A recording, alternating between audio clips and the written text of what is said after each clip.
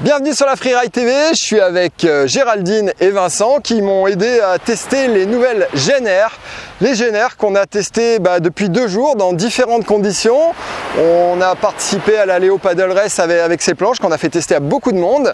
Et puis hier soir, ce matin, on a testé dans diverses conditions. Mer un peu agitée hier soir, eau plus plate ce matin, petite houle. Et c'est intéressant, on va vous donner un peu notre ressenti les uns après les autres. Alors la GNR, donc c'est une planche qu'on présente, que je vous ai déjà présentée sur les réseaux. C'est une planche qui vient en plus dans la gamme compléter la All-Star et la Sprint avec, comme vous le voyez, un pont plat. C'est une planche qui est totalement revue, c'est pas une ancienne All-Star. On a vraiment le dessous qui est avec vraiment une carène plate, voire légèrement arrondie par endroits.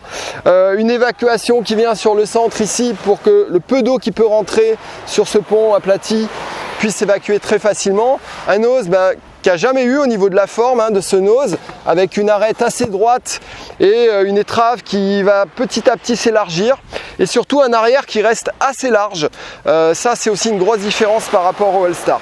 Alors, c'est une planche qui va s'adresser, je le dis d'entrée, à tout le monde, peut-être plus facilement qu'une All-Star. C'est une planche vraiment très large public.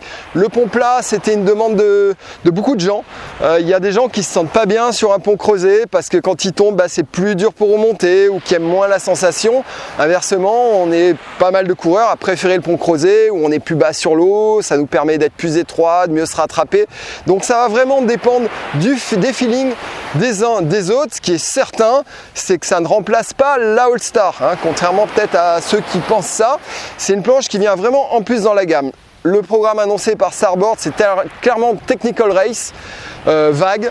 Alors tout le monde ne fait pas forcément de la Technical Race dans les vagues avec des passages de mousse et des beaux surf. On en rêverait tous, mais il n'y a pas ça tous les jours sur les spots de France. Et c'est vrai que c'est une planche qui va être très facile parce que cet arrière un peu large, dès qu'on va vouloir tourner une bouée, on est hyper stable, on est plus stable que sur une All-Star. Ça donne vraiment un plus de facilité et ça c'est déjà un premier gros plus par rapport à la All-Star. Ensuite, on est sur du pont plat, on est un peu plus haut sur l'eau, donc l'ascension est quand même différente. On se rattrape très bien parce que la carène a tendance à un petit poil moins rouler du coup que la All-Star. On a une carène qui est quand même plus plate. Et du coup, c'est une planche qui est très facile. On n'est pas là à jouer pied gauche, pied droit. On est de suite stable, posé, et même des gens de niveau moyen se sont retrouvés vraiment très à l'aise dessus, sur la 27, la 25. J'en profite pour vous parler détails. C'est vrai que j'ai pas parlé détails. C'est une planche qui existe. Là, par exemple, on a la 21.5, la 23. La 25, elle existe également en 27, en 29.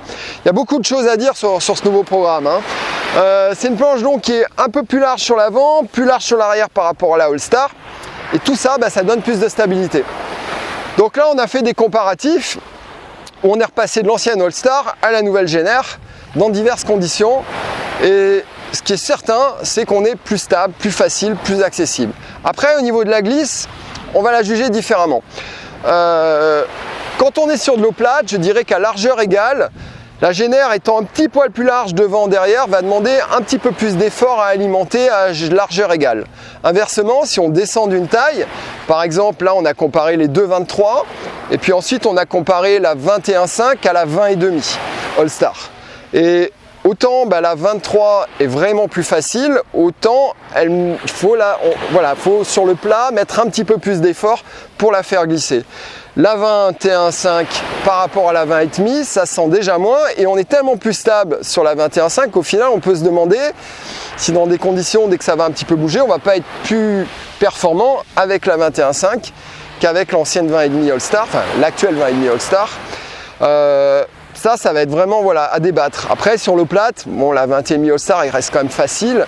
Donc peut-être sur de la longue distance, on sera peut-être toujours un poil plus rapide. Ça va vraiment dépendre des sensations des uns des autres. Ce qui est certain, c'est que c'est des planches sur lesquelles on va mettre moins d'énergie au niveau des jambes. Du coup, on va pouvoir plus alimenter.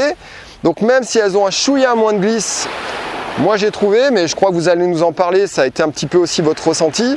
C'est un petit poil moins de glisse que l'All-Star, mais par contre, c'est plus facile. Donc sur du long, on peut penser que peut-être qu'on fatiguera moins, on compensera, et quand ça va bouger, vu qu'on va être plus stable, on va peut-être pouvoir mieux ramer. Ça va dépendre vraiment du niveau de chacun. Je vous en parle aussi en downwind. J'ai testé donc un petit peu sur des petites parties glissantes.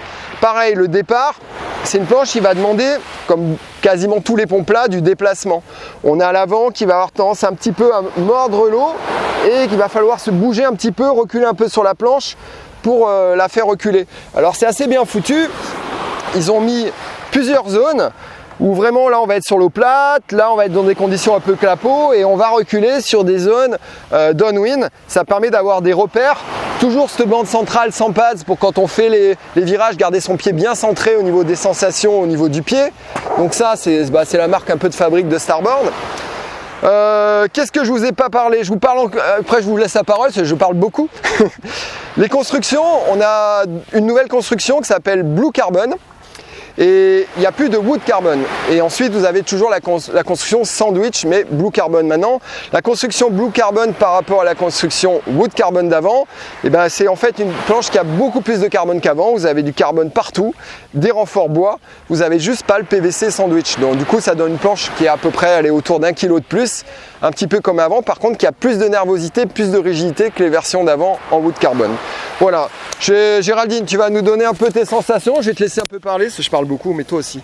Allez, dis-nous un peu. Bonjour, moi j'ai testé la 23, j'ai testé la 21,5, donc la 23, moi je suis justement sur All Star en ce moment et j'ai trouvé qu'au démarrage il fallait fournir un petit peu plus au niveau des jambes, mais après elle glissait super bien et beaucoup de stabilité.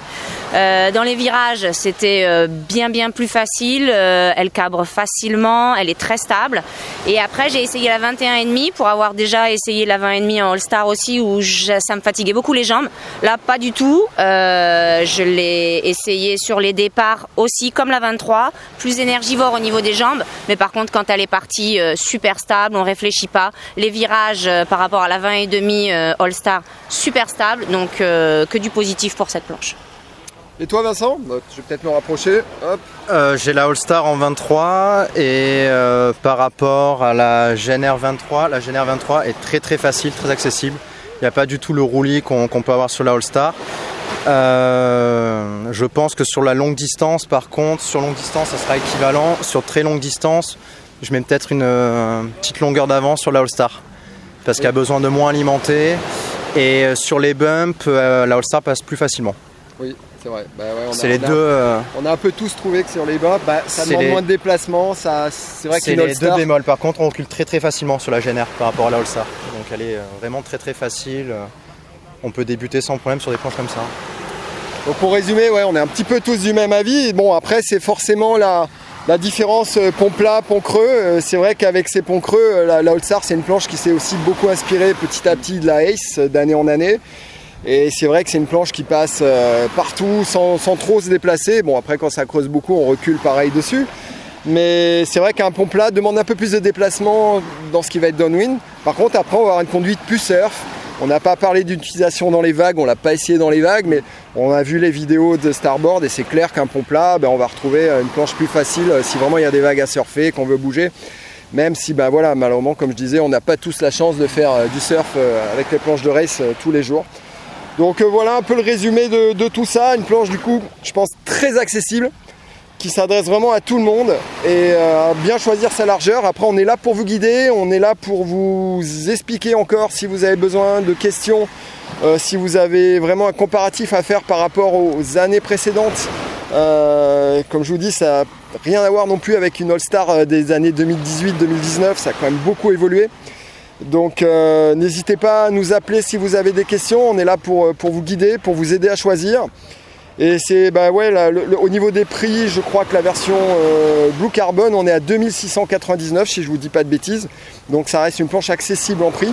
Après les versions sandwich sont toujours autour de 3699, donc un petit peu plus cher. Mais voilà, pour avoir le summum. Merci Géraldine, merci Vincent, et puis on vous dit à bientôt. N'oubliez pas de nous mettre un petit pouce, de liker la chaîne si ce test vous a plu, et on reste, comme je vous dis, à vos dispo. N'hésitez pas à nous contacter. Merci, au revoir.